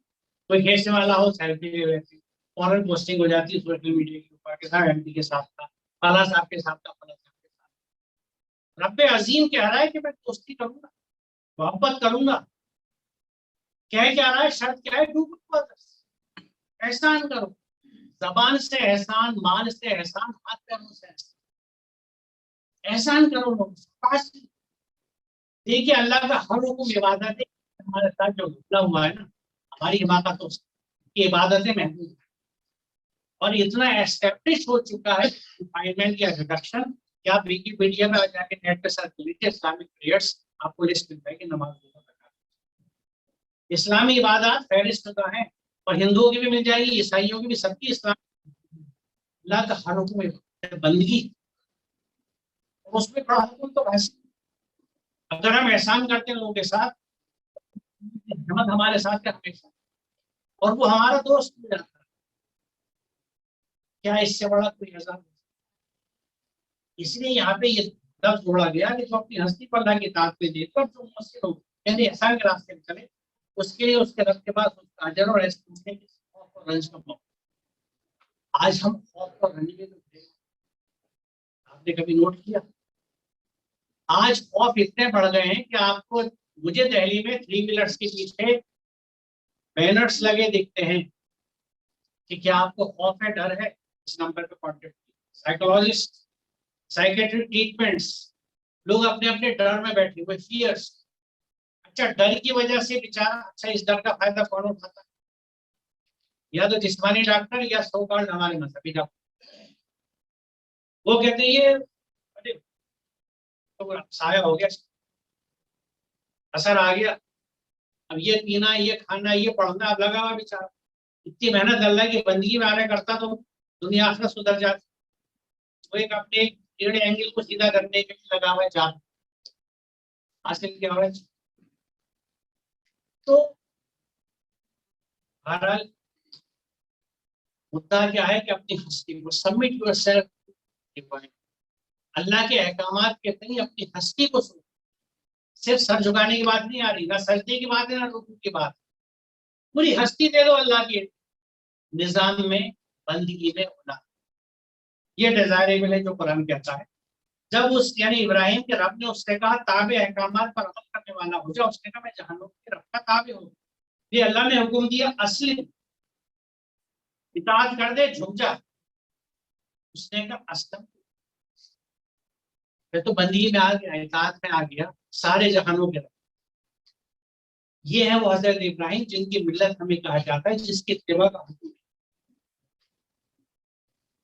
کیا ادا کی حضرت ابراہیم کو حضرت اسماعیل کی، جس نے وہ درجہ انہیں دیا جو قرآن میں ان کا ذکر پڑھ کے دل آشش تھا کہ کیا ہستی ہوگی جس کا ذکر قرآن اس طرح کر رہا، اپنا دوست کہہ رہا نہیں بننا۔ کیا کہا گیا ان سے کہ اسلم، پوری ہستی سپرد کر دی، یعنی اپنے آپ کو پورا قرآن کی اللہ کے احکامات کی بندشوں میں ڈال دیا کہ ہر کام اس کے ساتھ۔ اس لیے اپنے آپ والد سے بھی سوال کر دیا، والد سے بھی تعلق توڑ دیا، اور احسان کی روش نہیں، احسان کی روش نہیں چھوڑی، کسی حالت میں بھی نہیں چھوڑنی کسی کے ساتھ۔ آگے دیکھ، یہی بات ابراہیم اور یعقوب نے اپنے بیٹوں کو سمجھائی کہ اے بیٹو، بے شک اللہ نے تمہارے لیے دین یعنی اسلام چن لیا ہے، اس لیے تم اس وقت تک موت نہ آئے کہ تم مسلم۔ اب پیغمبروں کی اولاد کیا مسلم نہیں تھی؟ اور اس میں وضاحت مزید ہے جو میں نے کیا ہے، لوگوں جو ایمان لائے، یا ایھا الذین آمنوا، ایمان والوں سے خطاب ہے، اللہ کے نظام میں من آئے اس کو بھی سمجھاتا ہوں۔ اللہ کا تقوی اختیار کرو جیسے اس کا حق ہے، تم کو موت نہ آئے مگر اس حال میں تم مسلم۔ یعنی ایمان والوں کو مسلم بننا ہے، یا ایھا الذین آمنوا، جو لوگ ایمان لے آئے ہو، ایمان ایک عقیدے کا نام ہے کہ میں اللہ اور اس کے قانون پہ ایمان لے آیا، یقین رکھتا ہوں۔ اب عمل میں اس کا جب ریفلیکشن ہوتا ہے تو اسلام میں آنے کا سلسلہ گریجولی ہم مسلمان بنتے چلے جاتے ہیں جیسے اللہ کے احکام، اور یہ ہے وہ پورے اسلام میں آ جاؤ، یعنی یہ سلسلہ مرتے دم تک چلتا ہے کہ میں ہر روز میرا ہر شخص، کیونکہ جب مجھے حکم دیا ہے اللہ نے کہ اتبعوا ما انزل الیکم من ربکم، جو تمہارے رب کی طرف سے نازل کیا گیا ہے اس کی اتباع کرو، تو سوال یہ ہے کہ یہ بچہ اتنا چھوٹا ہے، قرآن میں تو احکامات خاندان کی زندگی کے کہاں سے لاگو، یہ جب اس عمر میں پہنچے، یعنی عمر کے حساب سے ہمارے احکامات سے قرآن ہماری زندگی کے تمام فیزز کو قرآن کور کرتا ہے، اور زندگی کے ہر حصے میں ہر روز کے کاموں میں جب ہم اللہ کے احکامات کے ساتھ چلتے جاتے ہیں، تو آج کے احکامات پہ اپنا دن گزار چکا معاملہ، تو میرے آج کے دن کا اسلامائزیشن، آج میں اسلام میں زندگی گزار کے آج کا دن میں نے اسلام کے اللہ کے احکامات کی طرف دیا، اور یہ مرتے وقت تک چلے جو بات کی میں موت نہ آئے جب تک۔ تو یہ ایمان والوں سے بات کی، غیر مسلم۔ تو یہاں تو ایمان لانے والوں کو مسلم بننے کو کہا جا رہا ہے، اور ہم کہتے ہیں ہم تو پیدا ہو گئے، محمد اسلم پرویز پیدا ہو گئے، محمد صاحب کے گھر میں تو مسلمان ہے، اور نہ صرف مسلمان ہے بلکہ اس کا ظلم بھی ہے، دوسروں کو کافر بھی کہہ مذہب سے بے دخل بھی کر دیتا ہوں۔ قرآن تو ایمان لانے والوں سے کہہ رہا ہے کہ مسلمان ہو جاؤ اس سے پہلے کہ موت آ جائے، پورے کے پورے ادخلوا فی السلم کا پورے کے پورے اسلام میں آ جاؤ، یعنی آپ کی زندگی کا ہر شعبہ، روز کا دن، روز کی رات اللہ کے احکامات کے حساب سے چلے، یہ مطلوبہ ہے۔ پھر کیا تم اس میں موجود تھے جب یعقوب اس دنیا سے رخصت ہو رہا تھا، اس نے مرتے وقت اپنے بیٹوں سے پوچھا بچوں میرے پاس کس کی بندگی؟ ان سب نے جواب دیا ہم اسی خدا کی بندگی کریں گے جس سے آپ نے اور آپ کے بزرگوں ابراہیم اسماعیل صاحب نے خدا مانا ہے، اور ہم اسی کے مسلم۔ آپ غور فرمائیے، نحنو لہو مسلم، یہ ہمت کس میں ہے جو سینے پہ ہاتھ رکھ کے کہہ سکے کہ اس کا مسلم؟ وہی کہہ سکتا ہے جو اس کے احکامات کو پورا۔ یہی تعلیم دی جا رہی ہے۔ دیکھیے آپ حضرت یعقوب علیہ السلام، ایک باپ کا آخری وقت ہے، وہ یہ فکر نہیں کر رہا میرے بچے کہاں کاروبار کریں گے، جائیدادیں کہاں جائیں گے، کہاں حکومت کریں گے، کہاں کھیتی کریں گے، فکر کیا ہے کس کی بندگی میں۔ تو انہوں نے کہا ہم اسی خدا کی بندگی کریں گے جس کے آپ نے ہمارے کری، اسی کے مسلم، یعنی اسی کے قانون پہ اسی کے احکامات پہ، یہ ہے مسلم۔ جب تک ہم اپنے آپ کو اس لیے تک تیار نہیں کرتے کہ نحن لہو مسلم کہہ سکیں، ہم مسلمان نہیں۔ یہ معاف کیجیے گا سب کلامی کی، اور برا لگے تو بھی معاف کر دیجیے گا۔ مسافر کے ساتھ اچھا سلوک کیا جاتا ہے، مسافر ہو جانے والا ہوں، مجھے معاف کر دیجیے گا، لیکن اگر کچھ دماغ میں آئے تو میری بات پہ عمل مت کیجیے، بس سنیے قرآن پڑھ کے خود دیکھیے، جس زبان کا ترجمہ آپ پڑھ سکیں، انگلش کا، ہندی کا، اردو کا، کھولیے اور دیکھیے کیا لکھا ہوا ہے، ریفرنس نوٹ پہ لے جائے، میں تو کچھ اور ترجمے نہیں بنا دیے، جائیے خود چیک کر یہ قرآن ہے، اسی طرح کہتا ہے، قرآن ہے، آسان ہے، سمجھا کے ہمیں باتوں کو بتاتا ہے۔ اب دیکھیں جس دن یہ قیامت کا ذکر ہے کہ جس دن نہ مال کو فائدہ دے گا نہ اولاد، سوائے اس کے قلب سلیم دی ہوا اللہ کے پاس۔ دو چیز ہیں جس کے گھمنڈ اور کوشش بہت لوگوں کو، مال اور اولاد، اولاد بھی خاص طور سے بیٹے، کیونکہ یہ بھارت پرانی کہانی چلی آتی ہے، حالانکہ کام بیٹیاں آتی ہیں لیکن ہمیں محبت بیٹی، تو نہ مال کام آئے گا نہ اولاد، سوائے اس کے کوئی اللہ کے حضور قلب سلیم۔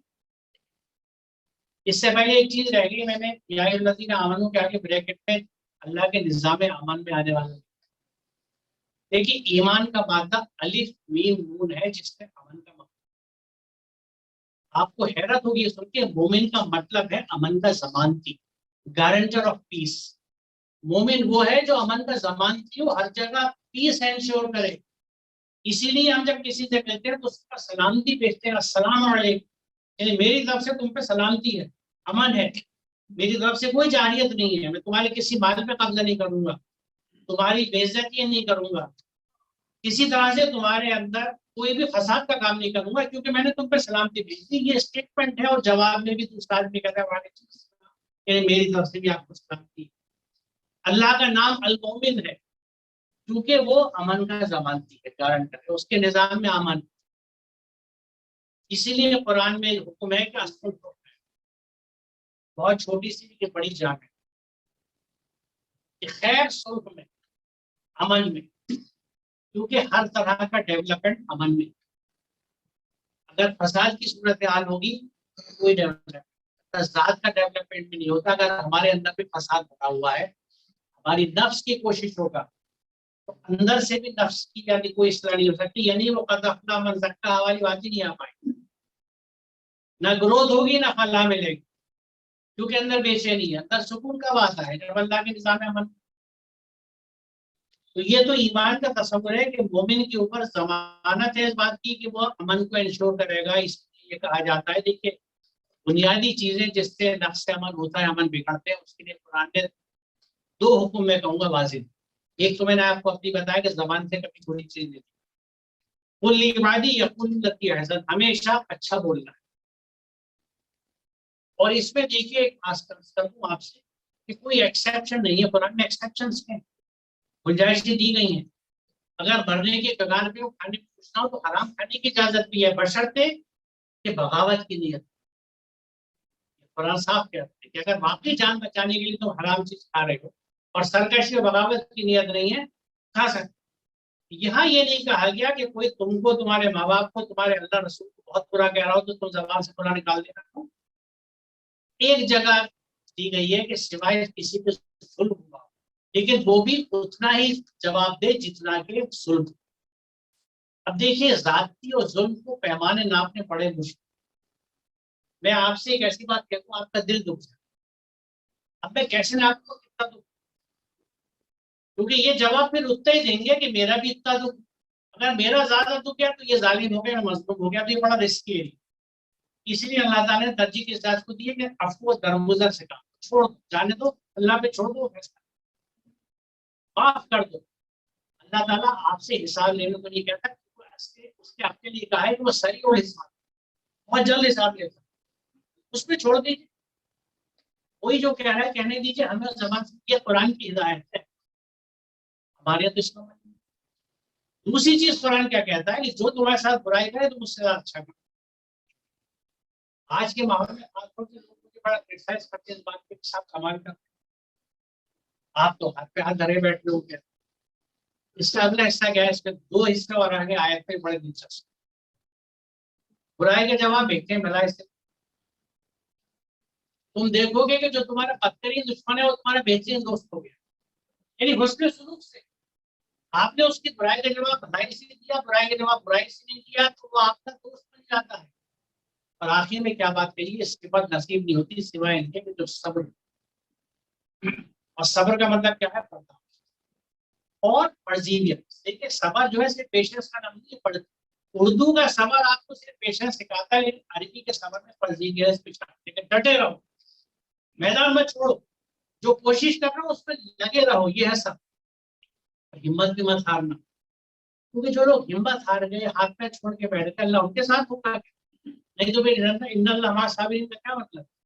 जो लोग हाथ पैर छोड़ के बैठ गए उर्दू का सबर करके, उनके साथ होगा कभी नहीं हो सकता। तो इसलिए ये जो फॉर्मूले हैं, न जबान से बुरा, ना बुराई के पतले में बुराई, लेकिन अब लोग ये समझते हैं कि जो हमने पैराडाइम्स बनाए, हमने फिलॉसफी जो स्ट्रेटजीज बनाई है वो ज्यादा अच्छी, कुरान में बात सही नहीं है, लिहाजा उसको ने पीछे रख दिया, क्योंकि ये तो मसले का हल ही नहीं है। हम अपने हिसाब से मसलों के हल ढूंढ रहे हैं 1000 साल से, और दिन ब दिन जिस तक गिरे खाई ना वो गहरी होती है। हमारे पास जिंदगी बढ़ती चली जा रही है, और आज भी हमें एहसास नहीं हो रहा कि हमारा वाहिद हल जो है वो कुरान का। मैंने तो एक दफा कुछ पब्लिशर्स थे कुरान के, मैंने उनसे कहा कि भाई क्या ये नहीं हो सकता है कि आप बिना तर्जुमे कुरान छापने ही बंद कर दें? जब तर्जुमे वाला मार्केट में होगा तो लोग मजबूरन ले जाएंगे, तो शायद तो पढ़ने समझ में आ जाए। ये महज अरबी का कुरान मत छापिए, तर्जुमा छापिए उर्दू का, हिंदी का, हर जबान का, खाली अरबी का मत दीजिए, जिसको अरबी नहीं आती है उससे क्या समझे। लेकिन भारत हर वही मामला था, उन्हें शायद कबूल नहीं हुआ था। अब देखिए हकीकत ये कि अल्लाह के सिवा के हाल को नहीं बदलता जब तक वो खुद अपने वसात से। We have to change our. ये आखिरी बात मैं कहूंगा, जो हमारी नफ्सियात में खराबी है कि हम दूसरे को गलत समझ कर उसको ठीक करने की कोशिश, हम सब की हालत, हम समझते हम ठीक है, दूसरा हालत को ठीक करते हैं। कुरान क्या कह रहा है? You have to change, be the change. आपको खुद अपने आप को बदलना है अगर आप यही तब्दील। और हमारे लिए सबसे ज्यादा डिजायरेबल और जरूरत जो है वक्त की, वो तब्दीली है कि हम कुरान से, कुरान को समझे और उस पर अमल करें। किताब की तरह पढ़िए, जैसे किताब के नोट्स आप बच्चे बनाते हैं, डूज एंड नोट्स लिखिए कि सूरह बकरा मेरी मुकम्मल हो गई, इसमें अल्लाह ने इन चीजों का मना किया, 1 2 3 4 5 6 7 8 इन चीजों को करने का हुक्म दिया, 1 2 3 4 5 6 लिखा। उस चार्ट को मैंने अपने कमरे में लगाया, ये सूरह बकरा मैंने पढ़ के समझी थी, इसमें मुझे इन चीजों का हुक्म दिया गया है, मैं अगर मुसलमानों को ये इंसान, क्योंकि इसके बिना हमारे मसले हल नहीं होंगे। मैं बहुत शुक्रगुजार हूँ आप लोगों का कि आपने इतना वक्त दिया, और मेरी कोई बात अगर बुरी लगी हो, आपके जज्बात को, आपके एतकाद को ठेस पहुंची हो, तो उसमें मुझे बात कर दें। एक तालिब इल्म या मुसाफिर समझ के छोड़ दें, लेकिन कुछ अगर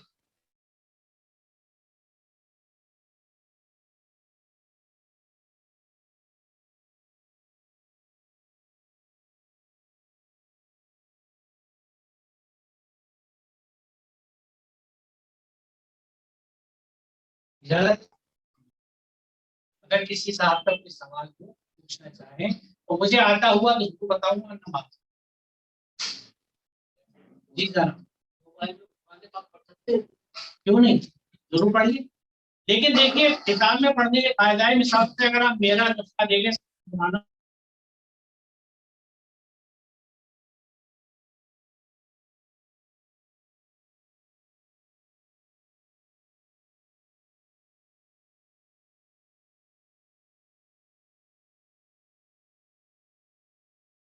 मैं इसलिए कह रहा हूँ, हो सकता है आप तक बात आ रही हो। एक फिक्र ये भी चली कि साहब मोबाइल पे शेयर मत कीजिए आएंगे, क्योंकि उसको आप जब डिलीट तो बेहुरमती होता है। ये बड़ी अजीब बात है कि कुरान की सबसे ज्यादा बेहुरमत वाले लोग ये बात कह रहे हैं कि बेहुरमत को, ठीक है, कुरान की बेहुरमती गैर मुस्लिम नहीं करी, बल्कि आप यकीन जाने मैं, मेरी उम्र का बड़ा हिस्सा गैर मुस्लिम, क्योंकि दिल्ली यूनिवर्सिटी में जब पढ़ा और पढ़ाया तो अक्सर ही गैर मुस्लिम, मुस्लिम इदारों से वास्ता बहुत रहा, क्योंकि अलीगढ़ यूनिवर्सिटी में पढ़ा, यहाँ पढ़ाया। उसके बाद मौलाना आजाद नेशनल यूनिवर्सिटी में वाइस चांसलर। आप यकीन जाने, मुझे मेरे ये पूरी जिम्मेदारी से बात करें कि कुरान के तय जितना हल्का मैंने अपने इदारे में लोगों को पाया गैर मुस्लिम, बड़ी अजीब बात, वो बहुत इज्जत एहतराम करते हो देते, हमारे यहाँ बहुत हल्के में लिया जाता है, क्योंकि वजह ये है कि हमें ये बता दिया गया है कि उम्मत मोहम्मदी का तो जहन्नम क्या हराम, जहन्नम। यकीनन अगर मैं उम्मत मोहम्मदी होने का हक अदा कर रहा हूँ तो 100% हराम। جس نے کلمہ پڑھ لیا اس پہ جہنم کی آگ حرام ہے، یقیناً حرام ہے، بشرطے کہ وہ عملی زندگی میں لا الہ الا اللہ پہ عمل کرتا ہو. پڑھنے سے کیا ہوتا؟ اس لیے میں کہتا ہوں لوگ، بلکہ میں جان کے یہ بات کہتا ہوں کہ میری قطعی اللہ سے دعا نہیں ہے کہ مرتبہ کلمہ نصیب، کیونکہ جو کلمہ مجھے پوری عمر مسلمان نہیں بن سکا، مرتبہ کیا بن سکا؟ وہ تو مولا تھا کہ مجھے توبہ کے دروازے بند، عمل کا دروازہ بند، اب کیا کرو گے کلمہ پڑھ کے؟ عمر بھر کلمہ پڑھ کے مسلمان بن جاتے تو کچھ کام آ جاتا، اعمال کی ذکر ہو جاتے جو درج ہو جاتے. تو آپ ضرور پڑھیں، آپ موبائل میں سوال ہوگا. جی سوال یہ ہے کہ جو حدیث ہے بچہ فطرت پہ پیدا ہوتا ہے اور باقی دوسرے دھرم کے لوگ اس کو اپنے طرف رکھوا لیتے ہیں کیونکہ ماں باپ کی تعریف. مسلمان بھی یہ کام کرتے ہیں کہ وہ اسلام کی چند باتیں ان کو سکھاتے ہیں، پیغام بھی آتے ہیں. اس کا مطلب تو یہی ہوا. یہ وجہ یہ ہے کہ فطرت پہ پیدا ہوا ہے بچہ، اور انسان کی فطرت پہ اللہ تعالیٰ نے چوائس جو کسی اور چیز کی فطرت میں نہیں ہے. انسان کے کانسٹیٹیوشن میں چوائس ہے، کیا وہ اللہ کی ہدایت پہ چلے یا اپنی لمبائی زندگی کرے. تو آپ کو چوائس ایکسرسائز کرنے کی اس کی عمر ہو، بچپن میں اسے کچھ بھی کرا نہیں ماں باپ. جس وقت اس کو سمجھ آ رہی ہے تو اسے چاہیے کہ اللہ کے کلام کو پڑھے اور دیکھیں کہ اس میں کیا لکھا اور کیسے زندگی گزارے. چوائس کو فطرت کا ہے کہ اسلام کو فطرت ہے. چوائس دیکھیے فطرت کیا کہتے ہیں؟ نیچر. فطرت کا مطلب کہ نیچر، فطرہ لفظ جو ہے نیچر، ہر چیز کی نیچر ہوتی ہے، سالڈ ہے، نیچر ہے، ہوا ہے، گیس ہے.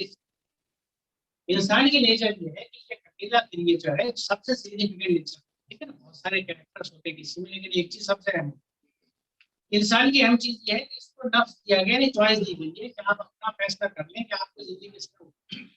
کیونکہ اسی لیے تو ساری کائنات سے جو آپ کو کائنات دی گئی ہے اس کی پوری آیات کو قرآن بتایا گیا ہے. یہ بڑی دلچسپ بات یہ ہے، قرآن خود بیان کرتا ہے کہ آیات جو ہے وہ کائنات کی جتنی تقریبات کے اندر ہے اور جتنے پروسیس ہے ان کو قرآن آیت کہتا ہے، اور جو الفاظ لکھے نا ان کی آیت. تو یہ ہماری ہدایت، ان سے اگر ہم ہدایت لیں گے تو اللہ کی مدد، ورنہ بھی اپنی بنوائیں. تو دیکھیے اگر ہم یہ مان کے چلیں کہ ہر بچہ مسلمان پیدا ہوتا ہے تو پھر وہ نفس والی بات، چوائس والی بات کہاں پہ ہے؟ اس کائنات کی ہر چیز مسلم ہے سوائے انسان کے، جب تک کہ وہ مسلمان نہ بنے. کیونکہ وہ چوائس آف ایکسرسائز اس کے پاس، عمل کی گنجائش اس کے پاس، وہ چوائس سلیکشن ہے. آپ اپنی دل کی خوشی سے اللہ کے احکامات کو قبول کرتے ہیں. اس لیے قرآن میں بات کہی گئی ہے.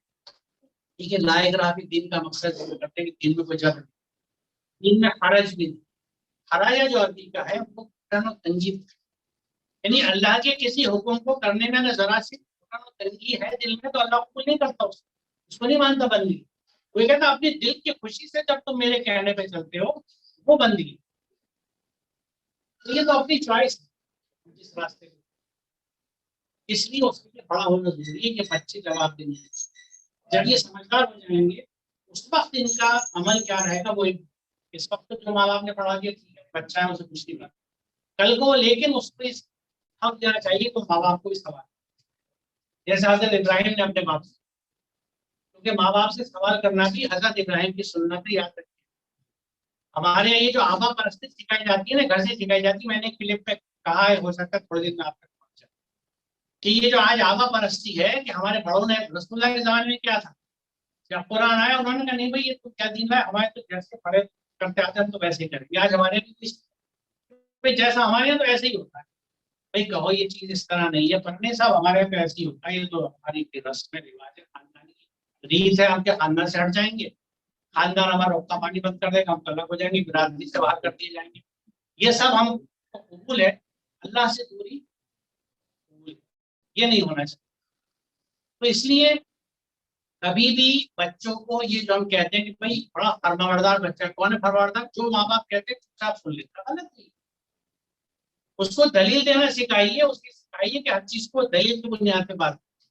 اگر بڑا غلط ہے تو بچوں کو ہمیں سوال کرنے کا کہ ابا یہ بات آپ کہہ رہے ہیں یہ میری سمجھ میں نہیں آ رہی، سمجھائیے. ہاں تہذیب کا دائرہ نہیں، تہذیب کے ساتھ باپ سے اختلاف کر سکتا ہے، ماں سے اختلاف کر سکتا ہے کہ یہ بات آپ نے کہی یہ میری سمجھ میں نہیں آ رہی آپ سے.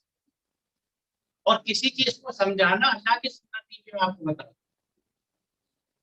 حوالہ دے رہا ہوں شاید کا کہ جب حضرت ابراہیم نے اللہ تعالیٰ سے پوچھا کہ اللہ تو بتا دے مردے کو کیسے زندہ ہے، अल्लाह ताला ने कहा इब्राहिम क्या ईमान नहीं रखता? क्या ईमान तो रखता हूँ, दिल का इत्मीनान चाहिए। आप देखिए तसव्वुर कीजिए क्या है इस्लाम, और ये मकामा किससे हो रहा है? रब्बे अजीम से, कि मुझे दिल का इत्मीनान चाहिए। अल्लाह ताला ने मिसाल से समझा।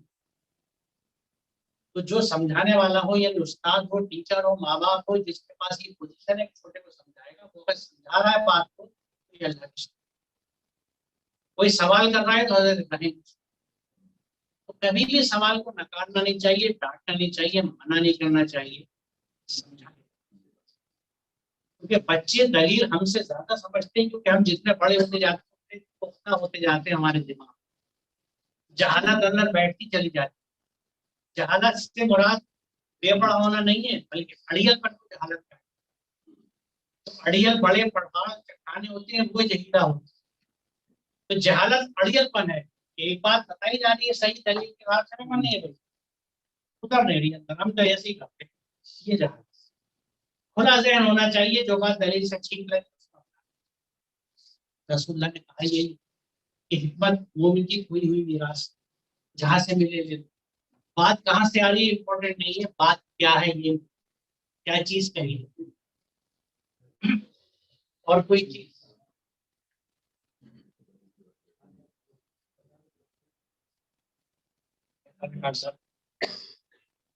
में दाखिल के लिए सफर साहब तो दुआ देंगे।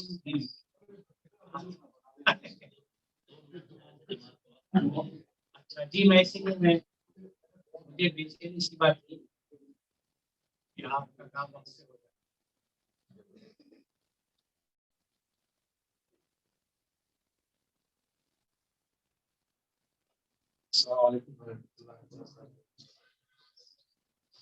आप लोगों की बड़ी खुशकिस्मती रही कि मैंने एक अच्छे तजुर्बे को सुना, और असलम साहब की जैसा इन्होंने बताया कि तकरीबन 30 साल जो है इसी काम में लगे हुए हैं। आपने भी महसूस किया होगा कि इन्होंने कितनी आसान ज़बान में कुरान फहमी की अहमियत को समझाया। यहाँ बस मैं सिर्फ एक बात अर्ज करूँगा इस सिलसिले में, बहुत तालिब मैं भी हूँ, पीछे स्टेजेस में समझ कुरान के तालिब। वैसे मैं मैथमेटिक्स पढ़ाता था, रिटायर होता हूँ। मैंने सिर्फ एक बात कही है कि ये कुरान करीम को जो हमारा पढ़ने का रवैया है वो इस तरह का क्यों है कि हम ये समझते हैं कि बस इस किताब को हम पढ़ लेंगे तो कुछ हो जाए। ये हमारा रवैया क्यों? आप दुनिया की कोई भी किताब ले लीजिए, कोई भी किताब आप लेते तो इसलिए पढ़ते हैं तो वो आपकी समझ में आए। कोई भी किताब जो भी हो, जिस किताब से भी आपको दिलचस्पी है, जिस मौजूद से दिलचस्पी है, अखबार में अगर आप पढ़ते हैं लेके बैठते तो इसलिए कि वो समझ में आता है आपको। मगर कुरान करीम जो कि हिदायत की वाज़ेह किताब, हम ये समझते हैं कि इसको सिर्फ पढ़ने से कुछ होता है। तो ये कैसे मुमकिन? मिसाल के तौर पे आप कोई तिब की कोई किताब ले लें और रोजाना जिसमें हर बीमारी का नुस्खा लिखा हुआ है, और रोजाना बस उसे पढ़ते चले जाए, और आपको ये ना मालूम हो कि हल्दी किसे कहते हैं, सौंफ किसे कहते हैं, और अदरक किसे कहते हैं, ये ना मालूम हो, रोजाना पढ़ते चले, तो क्या आप उससे शिफा पा सकते हैं? उसके नुस्खों से हरगिज़ नहीं। कुरान के तय हमारा रवैया ये क्यों है कि हम इससे ये समझते हैं कि इसके पढ़ने से कुछ होगा, सिर्फ पढ़ने से। कुरान के अमल करने से होगा, जो कुछ उसमें लिखा है उस पर जब तक हम अमल नहीं करते कुछ नहीं होगा। जैसे डॉक्टर साहब ने बताया भी कि देखिए ईमान वालों से नहीं करता, या अय्युहल्लज़ीना आमनू, जो ईमान लाए उन्हें भी मोमिन बनना पड़ेगा, बनना पड़ता है मोमिन। ऐसे नहीं है कि खाली बस ईमान लिया और मोमिन हो गए। मोमिन की शराइत है तो वो जब भी पूरी होगी तब लिखा होगा कि इस किताब में कहाँ लिखा हुआ ये चीज मोमिन क्या है, या अगर नेक अमल करने तो उसकी क्या है, उसके फार्मूले तो फार्मूलों की किताब। हम ये समझते हैं कि शायद से सवाब हासिल करने की किताब। तो बराए मेहरबानी ये तसव्वुर छोड़ दें कि कुरान को सिर्फ पढ़ने से कुछ होता है। जब तक हम उसे समझ के नहीं पढ़ेंगे जब तक कुछ नहीं होगा। सवाब तो मिलेगा, नो डाउट। वो लोग जैसे मिसाल एक शख्स है जिसकी तालीम और तरबियत हुई नहीं, कहीं पे नहीं तालीम और तरबियत, अब वो कुरान को पढ़ रहा है इस अकीदे के साथ भाई इससे कुछ हो रहा है, यकीनन उससे कुछ हो जाएगा। लेकिन हम जैसे लोग जो 100 साल पढ़े लिखे कहलाते हैं, जिनकी तालीम और तरबियत हुई है, बाकायदा डिग्री हासिल की, अपने फील्ड में कामयाब है, वो अगर कुरान को समझ के नहीं पढ़ रहे तो ये यकीनन से قرآن کو ہمیں حقائق کو سمجھ کے پڑھنا ہے. اور دیکھیے یہ دھیان رکھیے گا اللہ تعالیٰ نے جس کو جتنا زیادہ دیا ہے اسی سے کچھ سوال جواب بھی زیادہ ہے. جس کو علم دیا گیا ہے وہ جو ہے اسی کا سوال جواب زیادہ ہوا. اگر تم نے دنیا زمانے کی کتابیں تو پڑھی قرآن کیوں نہیں سمجھ کے پڑھنے میں کوئی برائی. آپ 2 آیت پڑھیے. کون کہہ رہے ہیں آپ سے کہ روزانہ جو ہے 4 سپارے پڑھیے. روزانہ 2 آیتیں پڑھیے, 1 آیت پڑھیے, لیکن سمجھ کے اور اس پہ غور و فکر کہ یہ آیت کہتی کیا کیا. تو بہرحال ہم ڈاکٹر صاحب کے بہت شکر گزار ہیں کہ وہ ہمارے اس